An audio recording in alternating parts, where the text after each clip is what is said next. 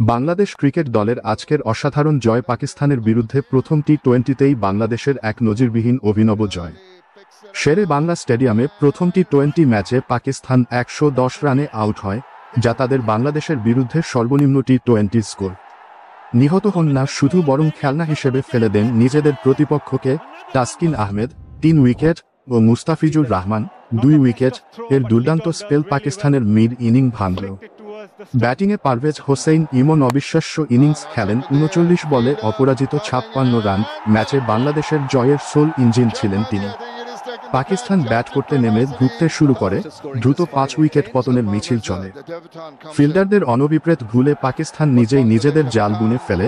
শেষ পর্যন্ত তাসকিন ও ফিটজ স্পেল মাঠে শাসন করে।